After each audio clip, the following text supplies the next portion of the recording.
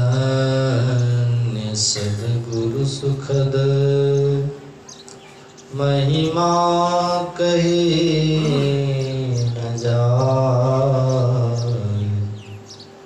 जो कुछ कहूँ तो मेरी कृपा मोते कछु न बसाए। बोलिए प्रेम से श्री सद्गुरु महाराज की जय। अर्चनीय वंदनीय साधु समाज के चरणों में नमन। सत्संग प्रेमी महानुभावों साधक वृंद पूजनीय माताओं और भक्तिमती, हम लोग अभी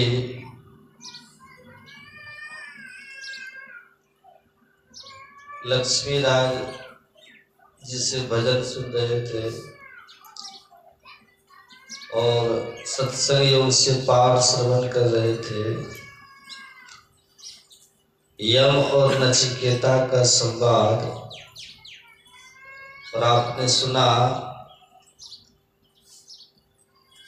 नचिकेता पिता के क्रोधित होकर मृत्यु को दान किए जाने के बाद जमराज के यहाँ गए थे और जमराज उसके पितृ भक्ति से प्रसन्न होकर 3 वरदान मांगने को कहा था। पहले वरदान में उसने अपने पिता के लिए क्षमादान मांगा, दूसरे वरदान में उसने यज्ञ की महिमा की बात पूछी, तीसरे वरदान में उसने आत्मा के रहस्य जानने का प्रश्न किया। और जब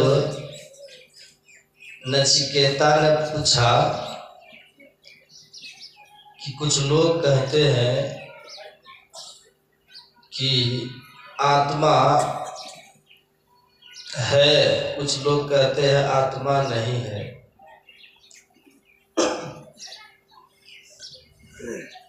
आत्मा है, मैं वही आत्मा हूँ। तो जब जन्म और मरण का जो चक्र है, इस चक्र से मुक्ति का क्या उपाय है? बड़े ध्यान से सुनिएगा। हे जमराज,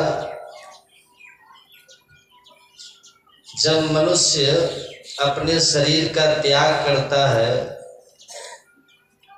जीव जब मनुष्य शरीर का त्याग करता है तो उसको आपके मेहमान बनने का अवसर मिलता है।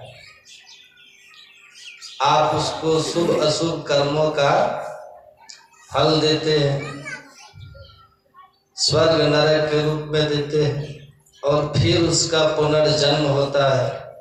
कर्मानुसार फिर विभिन्न योनियों में जाता है और इस जीव को बहुत दुख होता है। तो आप मुझे वरदान के रूप में यही ज्ञान दीजिए कि आत्मा क्या है और किस तरह वह आपके चक्र से मुक्त होगा। मरने के बाद आपका मेहमान न बनना पड़े,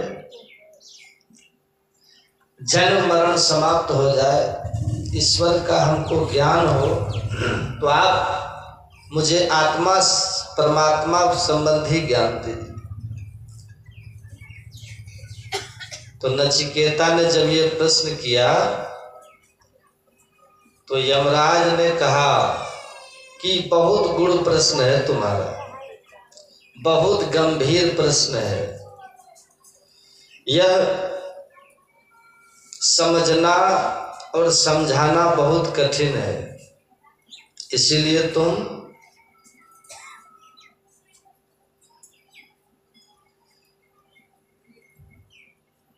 इस सवाल का जवाब छोड़ दो, इसके बदले तुम धरती के पर जितना आयु चाहो हमसे मांग लो, जितना बड़ा राज चाहिए वो मांग लो, जितना दिन वैभव चाहिए मांग लो।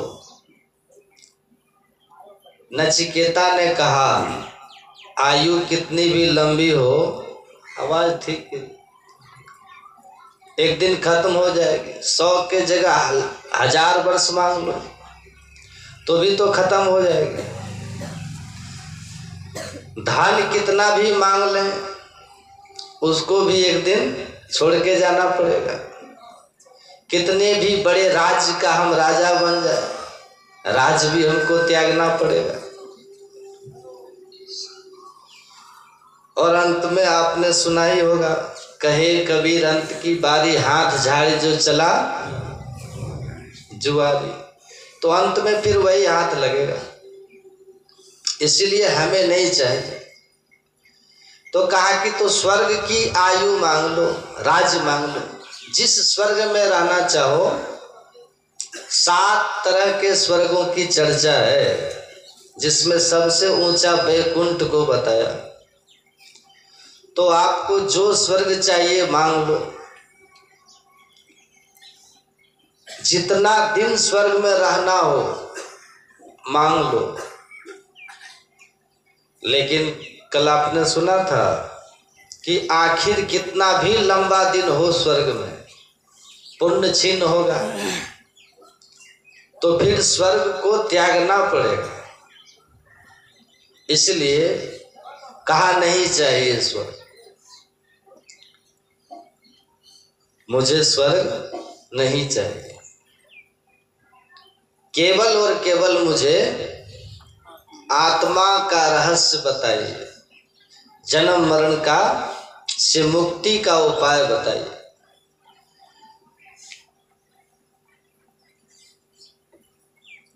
हर तरह से जांचने परखने के बाद यमराज को ये ज्ञात हो गया अच्छी तरह कि यह संसार के किसी भी प्रलोभन में आने वाला नहीं है। सच्चा अधिकारी है ये नचिकेता इस ज्ञान का। तो यमराज ने कहा कि सुनो नचिकेता, संसार उत्पत्ति विनाशशील है, संसार उत्पन्न हुआ है और संसार का नाश होगा। लेकिन इस संसार को बनाने वाले कौन हैं? बोलिए ना। परमात्मा हम कहते हैं। और जो परमात्मा है, संसार का निर्माता है, वह परमात्मा इस संसार में रहते हुए भी संसार के बढ़ने बिगड़ने से उनको कोई असर नहीं होता। संसार बनता और बिगड़ता है, परमात्मा में कोई फर्क नहीं पड़ता। वह सर्वव्यापक है, वो सब में समाया हुआ है, सब जगह है, अनादि है, अनंत है, महत तत्व से भी ऊपर है, ध्रुव है, निश्चल है, जिसका कोई और छोर नहीं है। आप आकाश का कोई अंत बता सकते हैं कि आकाश कहाँ खत्म होगा? इसलिए गुरु महाराज कहते हैं, प्रभु जी व्यापक जनु गगन रहा है। आकाश में बादल आते हैं, वर्षा होती है, फिर बादल समाप्त हो जाते हैं।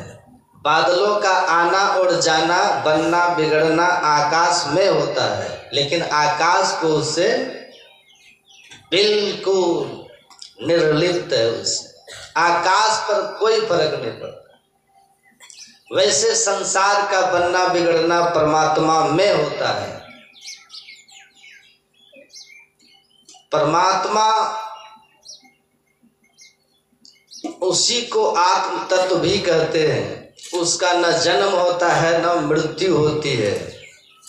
ऐसे जन्म और मरण से रहित, परे, अनादि, अनंत, ध्रुव, निश्चल तत्व को जान लेने पर ही जीव मृत्यु के मुंह से छूट जाता है। कहा तब महाराज हमें आप उसको जानने का उपाय बता दीजिए। नचिकेता ने कहा वह परमात्मा जो सब जगह है, सब में है। किस तरह है? कहते हैं मेहंदी में लाली, दूध घी में, फूल में बास समान, सब में व्यापक, सब ते न्यारा, सब घट एक ही राम। एको देव सर्वभूतेषु गूढ़ सर्वव्यापी सर्वभूतांतरात्मा परमाध्यक्ष सर्वभूतादिवासो साक्षी चेतो निर्गुण निर्गुणश्च। वह एक ही सब में समाया हुआ, एक ही। तो मेहंदी में लाली की तरह, मेहंदी के पत्ते को आप देखते होंगे हरा होता है, लेकिन उस पत्ते के कण कण में लाली छिपी होती है। दूध के कण कण में घी छिपा होता है, पर घी नजर नहीं आता, लाली नजर नहीं आती। फूल नजर आता है, सुबास उसके अंदर की नजर नहीं आती। उसी तरह सब में व्यापक, सबके न्यारा, सब में है और सबसे अलग है। एक ही राम, एक ही परमात्मा। ऐसा नहीं कि हाथी का अलग परमात्मा है और कुत्ता में अलग परमात्मा है? आदमी में अलग परमात्मा है, देवता में अलग परमात्मा।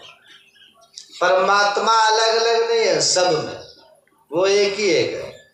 आप पढ़ेंगे शंकराचार्य की जीवनी, जगत गुरु शंकराचार्य साधना में अभी वो पूर्णता को प्राप्ति नहीं किए थे। शंकराचार्य की जीवनी में है वो पुस्तक, मैंने पढ़ा है। काशी गए तो गंगा स्नान करके, काशी की गली बड़ी तंग है, बड़ी छोटी छोटी गलियां हैं।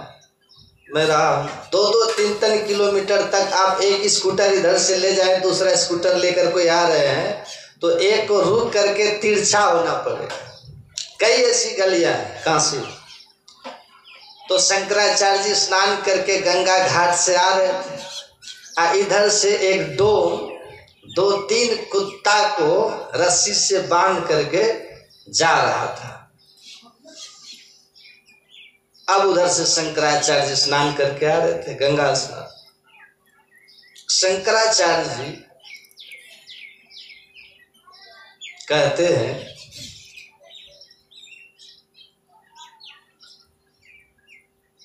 ए जी तुम एक साइड हट जाओ, अपने कुत्ते को रोको, एक साइड करो। कहा क्यों? कहा मैं गंगा स्नान करके आ रहा हूं, मैं पूजन वर्चन करने जा रहा हूं, स्पर्श हो जाएगा तुम में या कुत्ते में तो हम अपवित्र हो जाएंगे। तो उस डोम ने कहा किसको कह रहे हैं, किसको कह रहे हैं हटने के लिए? किसमें सटने से अपवित्र हो जाएंगे आप? कहा सुनिए, क्षितिजल पावक गगन समीरा, पंच रचित यह अधम शरीरा।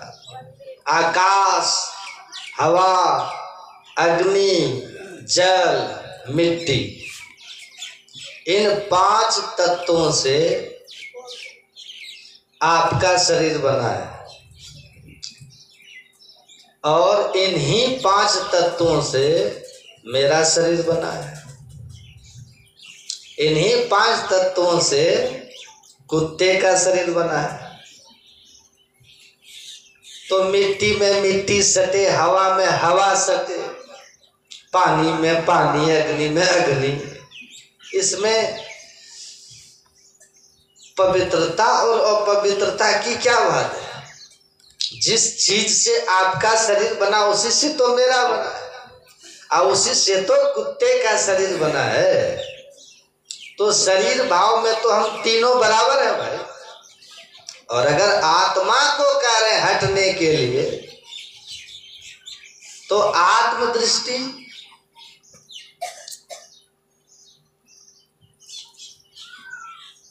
आत्मदृष्टि में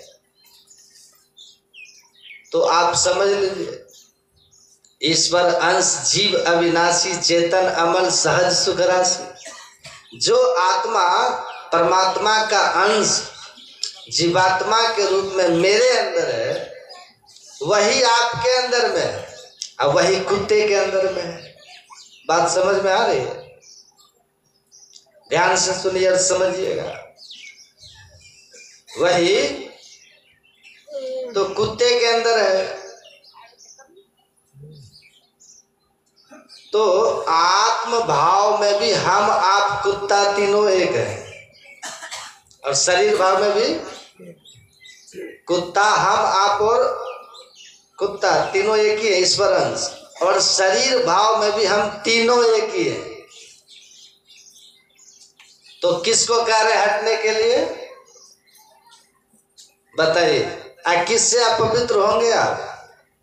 तो शंकराचार्य जी ने कहा, आग आग सब एक सी होती है, लेकिन शमशान की आग, चिता की आग और मंदिर का दीपक की आग दोनों क्या समान है? मंदिर के दीपक को प्रणाम करते हैं, चिता की आग को अपवित्र मानते हैं। उसी तरह तुम्हारा और हमारा शरीर में अंतर है। तुम्हारा डोम का शरीर है, ये कुत्ते का शरीर है, ये ब्राह्मण का शरीर है। तो वो डोम भी काशी का डोम था। उसने कहा, वाह कमाल का ज्ञान आपका है। अगला सवाल उसने पूछा, महाराज आप ये बताइए कि दीपक, मंदिर के दीपक को ला करके चिता जलाया जा सकता है कि नहीं? मंदिर के दीपक से चिता जला सकते हैं कि नहीं जला सकते? कहा जला सकते हैं। दीपक की आग पर हाथ रखेंगे तो हाथ जलेगा कि नहीं जलेगा? कहा जल जाएगा। कहा कि चिता की आग से मंदिर का दीपक जल जाएगा कि नहीं जल जाएगा? मंदिर का दिया चिता की आग से भी जलेगी, और चिता की आग तो जलाती ही है, दीपक भी की जो आग है वो भी जला ही देती है। जलाने का गुण धर्म दोनों में है। चिता का, अग्नि का भी गुण धर्म यही है। प्रकाश का क्या गुण है? अग्नि का क्या गुण है? प्रकाश देना। जब आग आप जलाते हैं तो प्रकाश हो जाता है कि नहीं? प्रकाश देना, दाहक शक्ति, जला देना। प्रकाश देता है, जला देता है। आसपास खड़े होंगे तो गर्मी लगती है। ये आग का गुण धर्म है, ये आग का ही होगा। ये तीन गुण उसमें रहेंगे ही रहेंगे। तो चिता की अग्नि और दीपक की अग्नि में समान गुण धर्म है कि नहीं? दीपक की आग पर भी हाथ रख देंगे तो जल जाएगा। दीपक के आग से भी घर में आग लगाया जा सकता है, शरीर में भी आग लगाया जा सकता है। इसीलिए गुण और धर्म अग्नि का, वो चाहे चिता में हो चाहे दीपक में हो, वो हमेशा एक सा रहता है, एक सा रहता है। कहा तुम्हारा तात्पर्य? कहा मेरा तात्पर्य यही है महाराज कि जब तक मनुष्य की दृष्टि चिता पर रहेगी और मंदिर पर रहेगा, चिता और मंदिर पर आप जब तक आपकी दृष्टि रहेगी तब तक आप द्वैत में रहोगे, द्वैत में रहोगे। भेद दृष्टि होगी, और जिसके पास भेद दृष्टि है, कहा कि भेद दृष्टि से क्या होता है? नरकम वृषधारुणम, वो नरक का ही अधिकारी होगा, नरक का अधिकारी होगा। तब गुरु महाराज जी क्या कहते हैं? द्वैत प्रपंच के सागर बूढ़ो सहो दुख भारी। जब आपके अंदर द्वैत दृष्टि रहेगी, भेद दृष्टि है, तो गुरु महाराज क्या कहते हैं, भेद दृष्टि नरक की दृष्टि है, नरक ले जाने वाली दृष्टि है, संसार में दुख का कारण है। तो शंकराचार्य जी कहते हैं डोम से, शंकराचार्य एकदम से झपट के उनके पैर छूने के लिए बढ़े, तो पीछे हट गया वो डोम। कहा आप सन्यासी हैं और मैं गृहस्थ हूं, आप मुझे प्रणाम न करें। तो शंकराचार्य जी कहते हैं कि यह ज्ञान, जिस ज्ञान को, जिस भेद को समझने के लिए मुझे कहां कहां भटकना पड़ा, अब फिर भी मैं नहीं समझा, उस भेद को आपने बड़ी सहजता से समझा दिया, बड़ी सहजता से समझा दिया। गुरु नाम है ज्ञान का, ये दुर्लभ ज्ञान मुझे आपसे मिला है, इसलिए मैं आपको प्रणाम करता हूं। कहानी की यही सच्चाई है। कहीं कहीं आपको मिलेगा कि कहते हैं कि भगवान शिव ही चंडाल के रूप में आए थे उसको ये ज्ञान देने शंकराचार्य को। लेकिन काशी के डोम की विद्वत्ता की महिमा सब लोग जानते हैं। आज भी स्वामी काशिकानंद जी महाराज काशी के सबसे बड़े विद्वान है, जाति के डोम ही है। और वो बोलते हैं कि मेरे प्रवचन को, उनके प्रवचन में भीड़ कम होती है, तो किसी ने उनसे कहा कि आपके यहाँ श्रोताओं की कमी है, दूसरों के यहाँ श्रोता बहुत आते हैं। कहते हैं ना, हम लोग को भी एक नया मत चला है ना, मुर्गा मांस खाओ और भोला बाबा को जगाओ, दारू पियो जगाओ। हमको भी मिल गया। कहा कि इतनी पुरानी आपकी संस्था है, 114वां अखिल भारतीय हो रहा है नहीं, तब देखिए इस गांव में कितना सत्संगी है। हम अभी अभी आए हैं, 5-7 साल में हमारा 400 सत्संगी। बोलिए कौन बड़ा गांव में? तो हम बोले एकदम आप सही बोल रहे हैं, बहुत सही कह रहे हैं।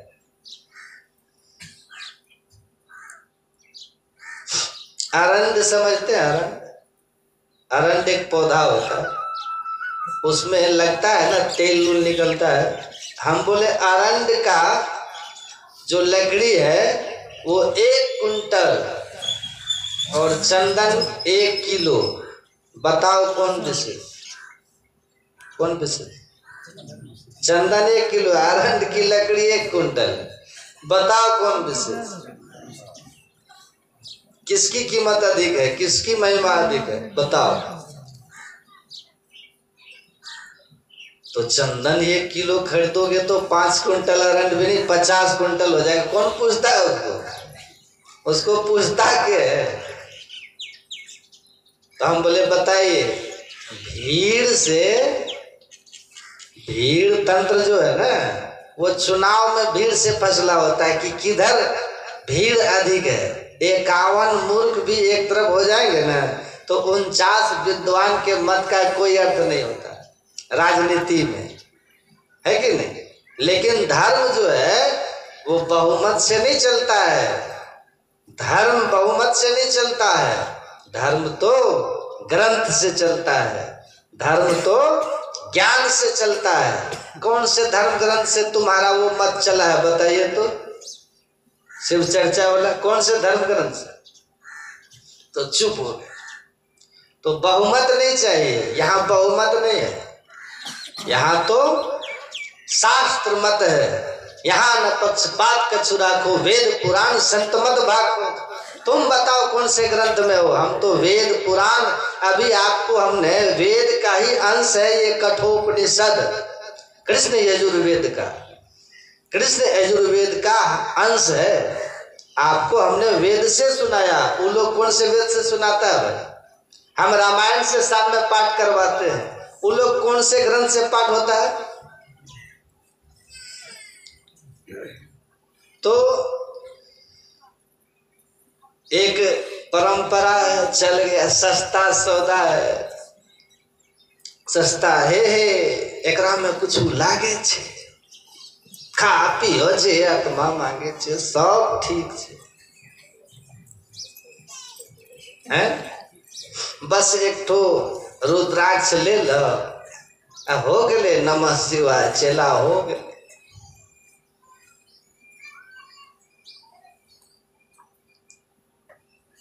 तो चल गया है। एक आदमी अंधे थे बेचारे, आंख के, बेचारे को आंख नहीं थी, तो सब गांव में कहता था रे अनरा, रे सूरदास। तो बड़ा उसको दुख होता था कि अकेले हम अंधा है, सब अनरा अंधा सूरदास कहता। एक दिन वो बैठ गया चौराहे पर, अंधा तो वो था ही, कहता आह मेरा जीवन सफल हो गया। कहा क्या हो गया? कहा आनंदे आनंद, आनंदे आनंद, जो इच्छे सोई फल पावे, आनंदे आनंद, आनंदे आनंद, जो चाहो सो मिले। लोगों ने कहा क्या हो गया? कहा परमात्मा का साक्षात दर्शन हो रहा है, साक्षात दर्शन हो रहा है। कहा कि हमको भी कराइए दर्शन। एक आदमी गया, कहा बाबा हमको भी कराइए, हम भी भगवान का दर्शन। दौड़ के आप लोग जाते हैं ना, फलनवा मानी लेके नहीं, ओकरा बेटा रो नौकरी होले आ सायो पेंशन शुरू, तो हूँ मानी ले शिव गुरु, तो सब शुरू हो जाता। दौड़ के जाते हैं ना, कहा हमको भी दिखा दीजिए परमात्मा। बस हो गया। कहा ईश्वर हमको दिख रहे हैं, जो चाहो सो मिलेगा, आनंद है आनंद। कहा हमको भी महाराज जल्दी ईश्वर दर्शन कराइए, हमको भी बहुत कुछ मांगना है ईश्वर से, पाना है, मिलाइए हमको भी, हमको भी। कहा कि पागल कहीं का, कबीर साहब कहे हैं, सुने नहीं हो, यह उल्टा वेद बिरला कोई बूझे, अब पानी में आग लगे अंधे को सूझे। कहे ये तो अंधा को सूझता है परमात्मा। अब अंधा कबीर साहब किसको कह रहे हैं? आंख बंद कीजिए, बंद कराए पलक पट को, कहे बाहर में तुम मत बट, बाहर का मत पट बंद कर, अंतर का पट खोल। बाहर का आंख बंद करके अंतर की आंख ध्यान युक्ति से खोलना है, न कि आंख को फोड़ना है। अंधा हो, कांधे को सूझे, हमारी तरह अंधा बनो तब होगा। कहा कि अंधा तो हाँ, कहा भगवान हमको दिखने लग जाए, इससे बढ़िया क्या है? जो चाहेंगे वही बन जाएंगे, प्रधानमंत्री, राष्ट्रपति, छोड़िए झंझट। आंख फोड़ लेते हैं, आंख में सुइया डाल करके फोड़ लिया, उसके बाद फोड़ लिया, बड़ा कष्ट हुआ। उसके बाद कहता महाराज कहाँ भगवान दिख रहे हैं? कहीं कोई भगवान नहीं दिख रहा, हमरा तो जो दिखता था वो भी खत्म हो गया। कहा मूर्ख कहीं का, आंख फोड़ने से भगवान दिखते हैं, आंख फोड़ने से भगवान दिखते हैं। तो कहा आप हमारा आंख फोड़वा दिए। कहा हमको सब अकेले अंधा कहता था, इसलिए तुम्हारा भी फोड़वा दिए, अब हमको अकेले कोई नहीं कहेगा। तो कहा कि तब हम अंधा हो गए, अब हम क्या करें? कहा अब तुम भी चेला मुड़ो, दूसरे का आंख फोड़ो, तुम दूसरे का फोड़ो, हम तो मुड़े तुमसे, अब तुम दूसरे को मुड़ो। चेला बनते गुरु बनने का अधिकार हो जाता है वहाँ। तो परमात्मा का जो ज्ञान है शास्त्र से चलता है धर्म, है कि नहीं? कोई भी चीज है तो शास्त्र में है ना, नहीं? अब मान लीजिए मैं सत्यनारायण पूजा भी घर में कोई कराता है, तो सत्यनारायण व्रत की कथा भविष्य पुराण में लिखा है। अब छठ व्रत ही आप लोग करते हैं, तो छठ व्रत का भी महाभारत में प्रसंग आया। चलो उसके फायदे ईश्वर के दर्शन नहीं है, लेकिन पुण्य होने की बात शास्त्रों में है। पुण्य मिलता है, पुण्य से आदमी को कुछ समय स्वर्ग भी मिलता है, लेकिन पुण्य छीन होगा तब फिर, कल सुन लिए कि पुण्य छीन होगा फिर पतन हो जाए, फिर 84 जाने वाली बात है। पर पुण्य तो है कि नहीं? पाप तो नहीं है, मुक्ति भले नहीं होती पर नरक भी तो नहीं है। लेकिन ये जो आप लोग करते हैं, ये कौन से ग्रंथ से है? वो ये कौन से ग्रंथ में? तो बिना ग्रंथ के तो जो ध्यान है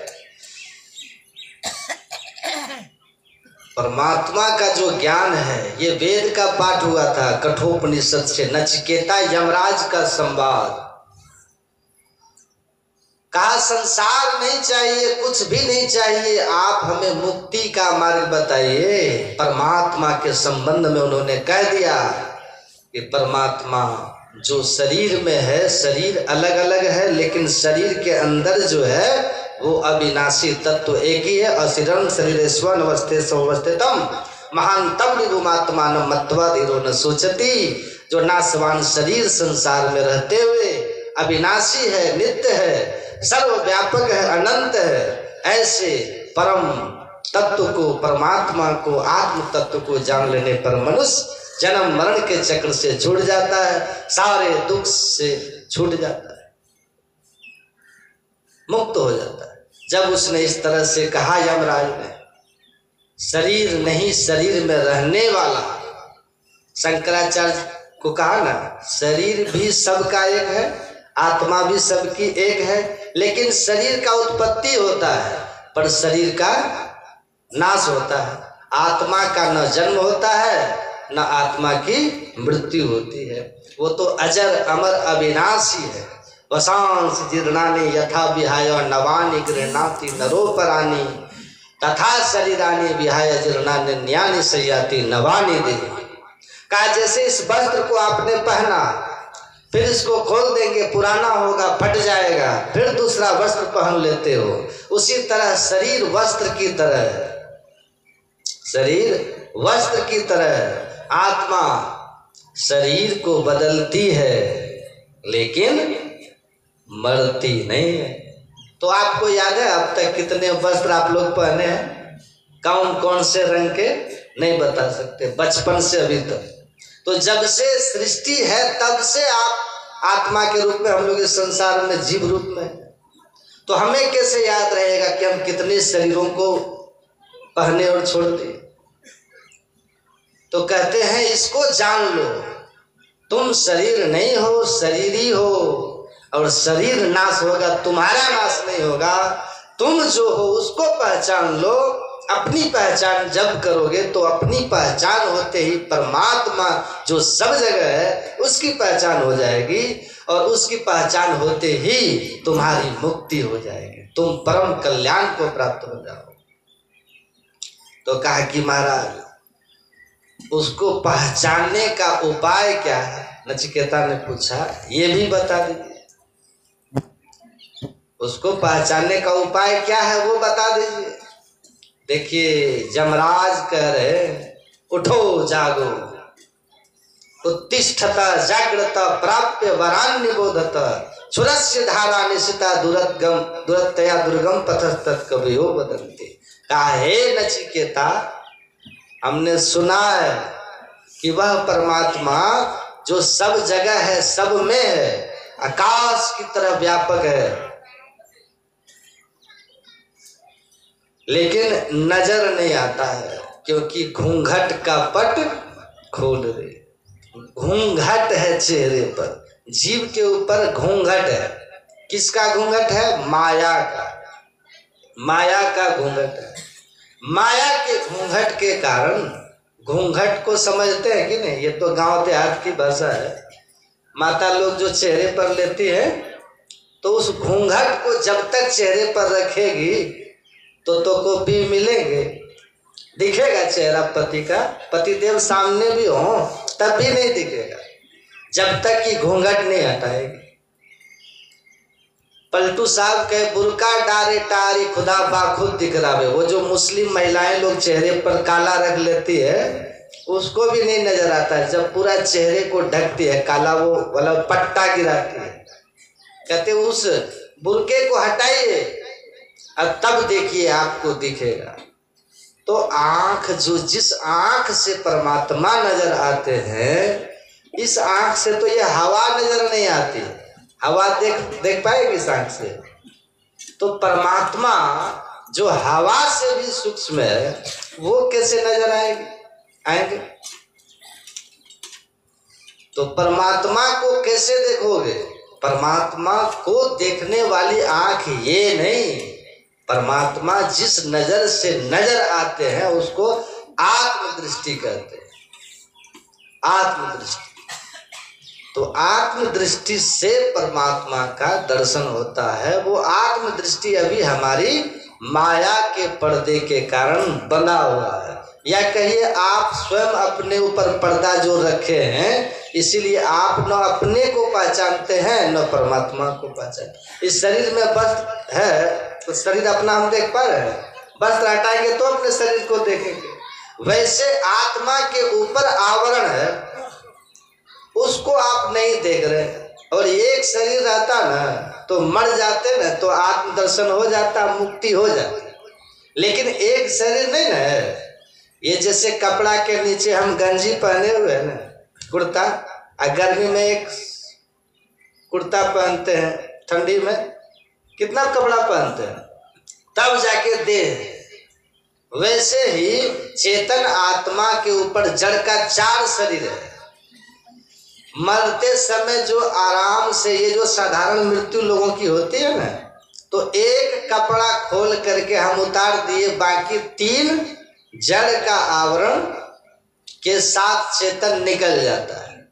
इसीलिए 3 जड़ आवरण रहने के कारण फिर पुनर्जन्म हो जाता है। आम की गुठली को आप अगर आम खा लिए, गुठली जमीन में फेंचिए तो गाछ हो जाता है, उससे ही गाछ हो जाता है, फिर नया शरीर उसी तरह आ जाता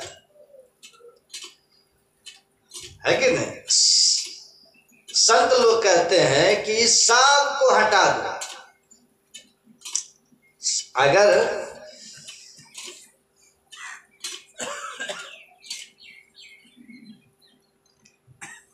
कितना टाइम हो गया?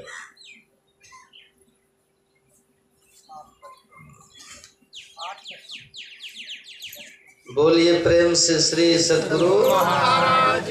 क्या कह रहे थे? श्रद्धा से सुनिए, श्रद्धा रखिए। देखिए श्रद्धा है ना तो सब ठीक है। तो क्या कह रहे थे? हाँ, संत लोग कहते हैं कि आम का गुठली, आम खाए गुठली फेंका गाछ हो जाएगा, लेकिन गुठली को भी 2 भाग कर दीजिए तब होगा? नहीं होगा। एक ऋषि थे, अपने पुत्र को कहा कि बरगद का एक फल लाओ, छोटा सा फल होता है ना, उसका तोड़ो। उसको तोड़ा, उसमें पूछा क्या है? कहा कि इसमें बीज है। कहा बीज को भी तोड़ो, तो बीज को तोड़ा तो उसमें 2 दाल थी, दोनों दाल अलग हो गया। दोनों दाल अलग हो गया तो पूछा कि अब बताओ इसके बीच में क्या है? कहा कुछ नहीं। कहा कि जब बीच में कुछ नहीं है तो फिर दोनों दाल को अलग अलग लगाओ तो लगेगा? चना का 2 भाग करके, मूंग का 2 भाग करके जो दाल है उसको अलग अलग लगाइएगा तो लगेगा? तो दोनों के बीच में जिसको तुम कह रहे हो कुछ नहीं है, वही सब कुछ है। वही सब कुछ है, बस तुमको वो नजर नहीं आ रहा, नजर नहीं आ रहा। अनाज है, गेहूं है, मक्का है, खेत में डालते हैं, उसके अंदर पौधा आता है, उसको थोड़ा सा गर्म कर देते हैं, भूंज देते हैं, फिर डालेंगे खेत में तो कीड़े पड़ जाएंगे, फसल नहीं होगा। तो वो जो गर्म करने के बाद उसमें जो खत्म हो गया वही चेतन है, वो समाप्त, वो निकल गया उससे। अब उसमें कोई उपाय नहीं है पौधा होने। इस शरीर से अंतर साधन करके जब निकलते हैं तो एक ही शरीर से नहीं निकलते हैं। जीव के ऊपर जितने भी स्थूल सूक्ष्म कारण महाकारण के चारों शरीर है भीतर भीतर, वो आपको वो नजर नहीं आते, वो सूक्ष्म शरीर इस दृष्टि से नजर नहीं आती। अंतर साधन करके जिस महापुरुष को अंतर दृष्टि, दिव्य दृष्टि हो जाती है, वो देखने लगता है कि सूक्ष्म शरीर निकल के जा रहा है। उसको नजर आता है। हमारे साथ एक महात्मा जी जा रहे थे, हमको बोले कि यहाँ प्रेत रहता है। हम बोले कि हट, एक तो रात का समय, ऊपर से प्रेत का नाम लेते हैं। कोनो अच्छा बात बोलिए। बांस के झाड़ के पास रुके थे लघु शंका के लिए, तो कहते यहाँ है, यहाँ काहे रोक दिए, यहाँ तो प्रेत रहता है। तो हम बोले हाँ प्रेत रहता है, बेमतलब वाला बात, भूत और प्रेत। तो हमको कहते हैं हाँ बाबा यहाँ प्रेत रहता है। तो बोला ना, तो हम बोले कि किधर है प्रेत बताइए। तो बोलते हैं कि इस बांस में नहीं, उस बांस में है। अब वो जैसे बोला नहीं कि इस बांस में है, उस बांस में है, पूरा बांस हिला के वो प्रेत बता दिया कि हाँ हम हैं। पूरा बांस हिला दिया। तो हम बोले कि देखिए, उसको कुछ था ना, कुछ वो विद्या उनके पास हमसे विशेष थी, जिससे उन्होंने कहा कि इसमें नहीं उसमें है। अब वो पूरा एकदम से बांस हिलाया कि हाँ हम हैं जी। हम बोले कि ये बदमाश आदमी होगा, पहले मर के भूत बना है, इसीलिए निडर है, प्रेतों में निडर है, होता है ना। तो हम बोले कि चलिए चलिए तब यहाँ से चलिए, कौन ठिकाना है इसका, खुद जाए देह पर, ये बदमाश भूत है। एक भूत पकड़ा था एक आदमी को, ओझा आया, हनुमान चालीसा पढ़ने लगा। संत नगर है ना कुप्पा घाट के बगल में, आके हनुमान चालीसा पढ़िए भूत भाग जाएगा। श्री गुरु चरण सरोज रज निज मन मुकुर सुधार वरण रघुबर विमल जसु जो दायक फल चार, है ना। बुद्धिहीन तनु जान के, जैसे बोला बुद्धिहीन तनु जान के, तो भूत वो साथे साथ बोलने लगा, सुमिरो पवन कुमार गुणगुण बुद्धि विद्या देव में हर कल विकार। जो हनुमान चालीसा पढ़ रहा था वो कहता सखट भूत है, ये तो खुद ही हनुमान चालीसा पढ़ रहा है, ये क्या भागेगा। ये हनुमान चालीसा क्या हुआ, सखट भूत है। तो भूत भी हनुमान चालीसा पढ़ने लगता है। तो वही बात है। अब सबके पास विद्या नहीं ना, वो उनको थी, नजर थी, परखते थे, परख लिया, कहा कि यहाँ मत रुकिए, यहाँ ये प्रेत स्थल है। तो उसी तरह जिनको वैसी विद्या है, एक सूक्ष्म दृष्टि आ जाती है ध्यान करके, उसको कहते हैं एक बिंदुता की प्राप्ति।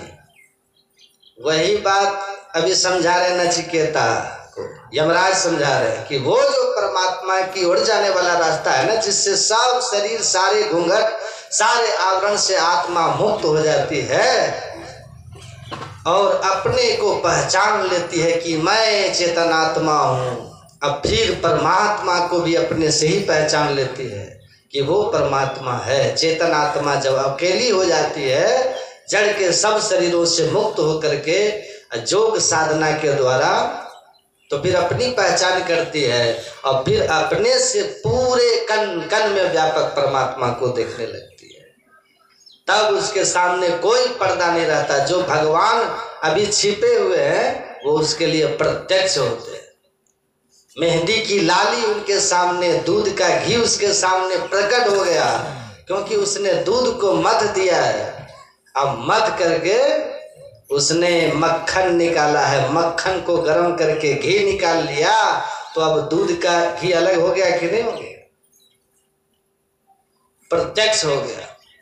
उसी तरह महापुरुष कहते हैं साधन करके होगा, लेकिन वो रास्ता जिस रास्ते से मैं घुस करके आप इस माया के आवरण को हटाइएगा, घूंघट के पट को हटाइएगा, तन में पिल पांचों तन पारा जा पाओ प्रभु सार, पांचों शरीरों को पार कीजिएगा, तो वह रास्ता बड़ा सूक्ष्म है।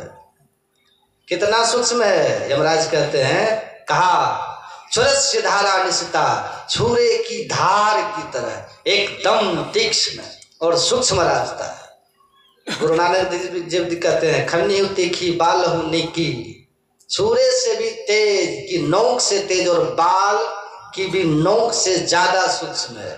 गुरु महाराज कहते हैं बाल नोक से में ही दर, में ही हो पथ पावे। ये बाल का जो नोक है ना, उससे भी ज्यादा महीन सूक्ष्म वो रास्ता है जो आपके अंदर में ईश्वर के द्वारा बनाया गया है, जिस राह पे चल के परमात्मा तक पहुंचा जाता है, माया के आवरण से मुक्त हुआ जाता है। लेकिन जमराज ने कहा, नचिकेता हमने ये सुना है, पर ये रास्ता है कहाँ, उसमें प्रवेश कैसे किया जाता है, ये हम खुद ही नहीं जानते। ये जानना चाहते हो तो किसी संत सदगुरु के शरण में जाओ। वे इस राह पर चल करके पहुंच गए। सुने ना, बिंदया संतन की में ही जानना इस राह को, हुआ नहीं होता नहीं वह होनहारा है नहीं। जब तक इस संत सदगुरु के पास नहीं आओगे, वो इस रास्ते को नहीं बता सकते। यमराज ने कहा हम नहीं जानते, सुने हैं कि सूक्ष्म रास्ता है, मनुष्य के शरीर में ही है, बताते सदगुरु हैं, वो सूक्ष्म रास्ता कहाँ है, इसलिए जाओ। अगर तुम समझते हो कि ये आँख कान नाक जीभ त्वचा ये इंद्रियों के द्वारा तुम परमात्मा को परख लोगे, तो ये ऐसा नहीं हो सकता है, क्योंकि इंद्रियां बहिर्मुख हैं। आँख से जो देखते हो रूप है, वो नाशवान जगत है। आँखों से ती जो देखिए सो तो आलम फना है रे। इस आँख से जो देखते हैं वो नाशवान चीज है। जो भी बताइए क्या रहने वाला है, जो आँख देखती है सब एक दिन चले जाएंगे। जेरा जाएंगे हम जानी, राज करनते राजा जय हैं, रूप करनते रानी, चांदो जय हैं, सूरजो जय हैं, जय है हवा और पानी, जेरा जाएंगे हम जाने। कहते हैं एक दिन ये सब चले जाएंगे, सब का नाश हो जाएगा। कान से जो सुनते हो सो तो जैसे कहानी है रे, इस बोलते को जो उलटी देखे सोई आरिफ सोई ज्ञानी है रे। यारी कहे हम तहकीक बूझ देखा, बाकी सब नादानी है। कहते हैं बाहर जो भी देख रहे हो, सुन रहे हो, छू रहे हो, सब माया है, सब माया में दर्शन परसन, ये सब माया है, सब बदलने वाले हैं, नाशवान होने वाले हैं। इस बोलते को जो उलटी देखे, बोल कौन रहा है, बोलता ब्रह्म है राम प्यारा, बोलने वाला परमात्मा का अंश है, राम का प्यारा है। यह परमात्मा का अंश जीवात्मा जो है, वो चेतन आत्मा की जब तक पहचान नहीं करोगे, संत महापुरुष धर्म ग्रंथ कहते हैं, तब तक अपने आप की पहचान नहीं हो सकती। इसलिए आत्मानम विद्धि, अपनी पहचान करो, अपनी को माया से मुक्त कर लो, परमात्मा में मिल जाओगे, परमात्मा को पालोगे, जीवन धन धन हो जाएगा। रास्ता सूक्ष्म है, गुरु बताते हैं। इसीलिए कबीर साहब कहते हैं, बिना सदगुरु नर रहत भुलाना, खोजत फिरत बाट नहीं जाना।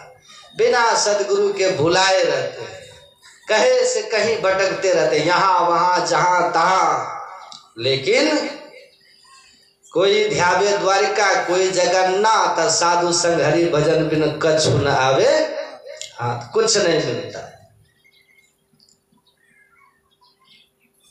तो जो मिलेगा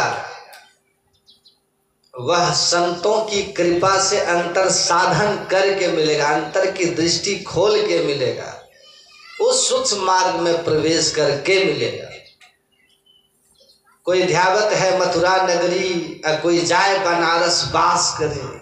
जब व्यापक तत्व पहचान लिया तब भ्रम का भंडा फोड़ दिया। उसको पहचान लिया जो सब जगह है, भ्रम का भंडा फोड़ दिया। ऐसी गुरुदेव करी कृपा, मेरे मोह का बंधन तोड़ दिया। मोह मतलब अज्ञानता, अज्ञानता का बंधन था कि काशी मथुरा प्रयाग में मिलेंगे। मीराबाई को जब बैराग हुआ, घर छोड़ी, तो कहाँ कहाँ नहीं भटकी कृष्ण की खोज में। लेकिन जब संत रविदास जी काशी में मिले और उसको यही ध्यान बताया, सेज सुखमना मीरा सोए। सुखमना ध्यान, बिंदु ध्यान, दृष्टि योग, शिव नेत्र का ध्यान। उस ध्यान में जब उसको सफलता मिल गई तो मीराबाई यही बात कहती है, जिनके पिया परदेश बसत है, लिखी लिखी भेजे पाती। पहले चिट्ठी चलती थी ना, तो कहते थे जिनके पिया परदेश में हो वो चिट्ठी भेजती है, अपना हाल चाल सुनाती है। मेरे पिया मेरे हिये बसत हैं, बात करूं दिन राती। मेरे पति तो मेरे हृदय में बसते हैं, उनसे दिन रात बात होती है। न पल बिछड़े पिया हमसे, न हम बिछड़े प्यारे से, उसी से नेह लागी है हमन को बेकरारी क्या। वो अब हमसे एक पल भी छुड़ते ही नहीं, क्योंकि हमने उनको अपने में प्रीतम पावे, तपन यह जिए की बुझावे। अपने में पिया को पा लिया तो जो तड़प थी जिंदगी की वो खत्म हो गई। नहीं हरवा हमको नहीं भावे, कबीर साहब कहते, नहीं हरवा हमका नहीं भावे। साईं की नगरी परम अति सुंदर, जहां कोई जाए न आवे। पानी पवन तह चांद न सूरज को संदेश पहुंचावे। आगे चलो पंथ नहीं सूझे, पीछे दोष लगावे। कही विधि ससुरा जाऊं मोरी सजनी, बिरहा जोर जगावे।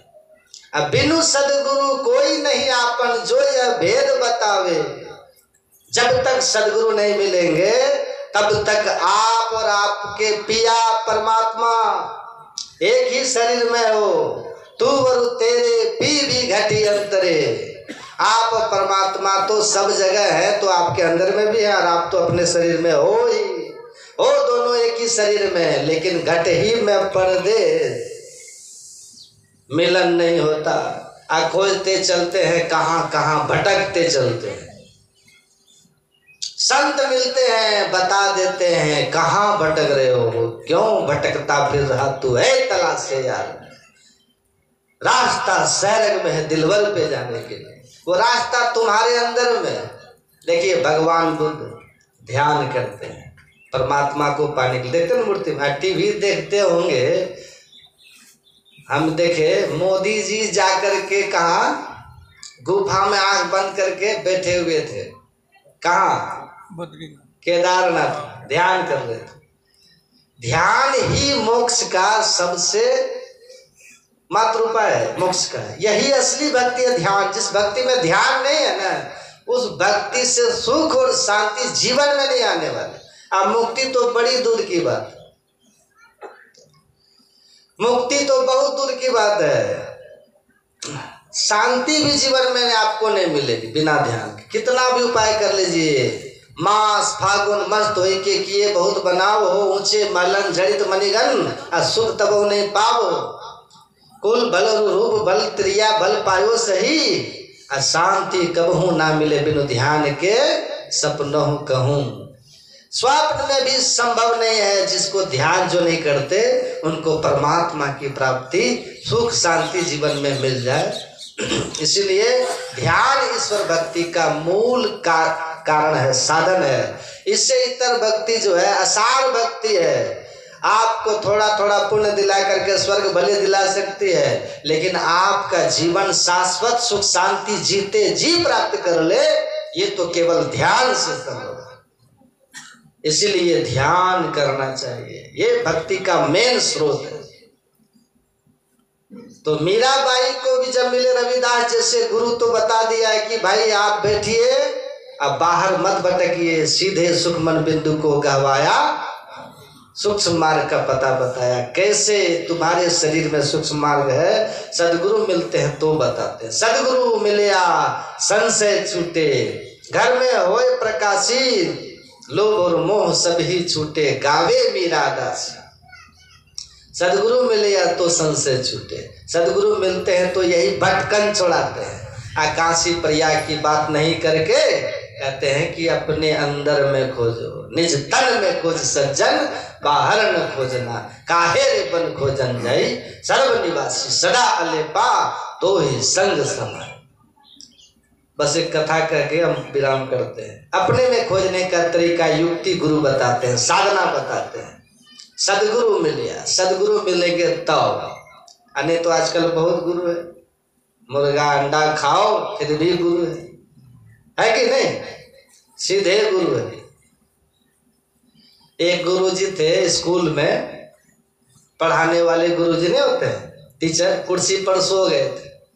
आज जिला शिक्षा पदाधिकारी आ गए, तो ये कुर्सी पर सो रहा था। पूछा है क्या पढ़ा रहे थे? क्या कर रहे थे? कहा सर पढ़ा रहे थे। क्या पढ़ा रहे थे? आप तो सो रहे थे। कहा नहीं सर हम सो नहीं रहे थे। कहा तब? कहा हम इन लोगों को रामायण की बात बता रहे थे, रामायण की हम बात बतला रहे थे अब ये बच्चों लोग को, तो उसी में इन लोगों को हम दिखा रहे थे कि कुंभकर्ण कैसे सोता था। प्रैक्टिकल दिखा रहे थे सर, इसी में आप आ गए। तो आपको लगा कि हम सो रहे, हम सो नहीं रहे थे, हम इन लोग को करके दिखा रहे थे कि कुंभकर्ण इसी तरह खरट्टा मार के सोता था। तो शिक्षा पदाधिकारी बोले कि अच्छा, तो क्या पढ़ा रहे थे? तो कहा सर कि सीता स्वयंवर पढ़ा रहे थे। अब पढ़ाए उढ़ाए कुछ नहीं थे, सो रहे थे। तो कहा सीता स्वयंवर पढ़ा दिए? तो कहा हाँ सर पढ़ा दिए। तो कहा कि तब हम बच्चों से पूछते हैं, कहे जी लड़के सब बताओ, शिव का धनुष किसने तोड़ा? भगवान शिव का धनुष किसने तोड़ा? सीता स्वयंवर में भगवान राम ने क्या तोड़ा था? शिव के धनुष को ना तोड़ने वाले से सीता की शादी होनी थी, कोई नहीं तोड़ सके, भगवान राम ने आके तोड़ दिया तो सीता से शादी हो गई। तो उन्होंने सोचा सीता स्वयंवर में तो धनुष से न टूटा होगा, पूछते हैं बच्चों से। तो पूछा कि शिव का धनुष किसने तोड़ा? तो बच्चा सब कहता है, क्या बोलो जी? कहा सर हम नहीं जानते हैं सर किसने तोड़ा। कहा अच्छा ठीक है तुम बताओ जी किसने तोड़ा? कहा सर हमने नहीं तोड़ा, हमने नहीं तोड़ा। तीसरा से पूछा तुम बताओ? कहा सर हम तो सर आज ही स्कूल आए हैं, 2 दिन से बुखार लगा हुआ था, हम आए ही नहीं सर, तो हम ना तोड़े हैं ना हम जानते हैं कि किसने तोड़ा। सुन करके जवाब शिक्षा पदाधिकारी का तो दिमाग गर्म हो गया। कहा कि क्या शिक्षक है आप, क्या पढ़ाते हैं आप, क्या अनुशासन है, यही आप शिक्षा दिए इन सबको? हम पूछ रहे शिव का धनुष किसने तोड़ा? तो हमने नहीं तोड़ा, तो हम आए ही नहीं थे, हम तो जानते नहीं, बुखार लगा, हमने नहीं तोड़ा, हमने नहीं तोड़ा। क्या उत्तर है? क्या पढ़ाते हैं आप? किसने तोड़ा? तो वो टीचर कहता है कि देखिए सर, बच्चों के तरफ से हम माफी मांगते हैं, ये लोग बच्चे हैं, गलती से कोई तोड़िए दिया होगा शिव का धनुष, तो आप इतना नाराज काहे हो रहे? गलती से कोई शिव का धनुष तोड़ी दिया होगा तो आप इतना नाराज काहे हो रहे?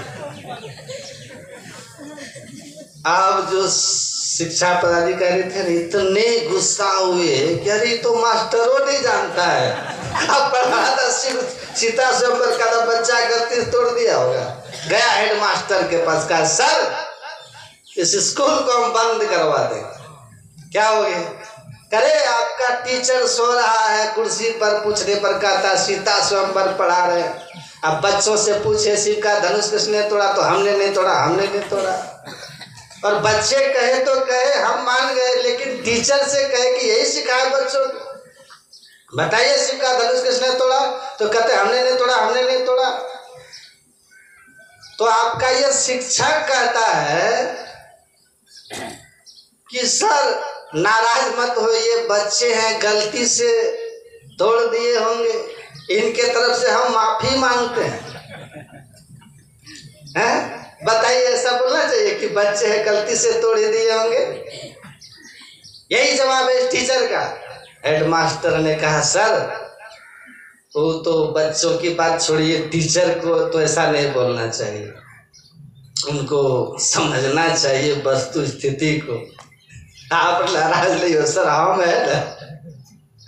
है ना सर, एक धनुषे का न बात है, मध्याह्न भोजन से कुछ पैसा बचता है ना, बनवा क्या के आपको पहुंचवा देंगे।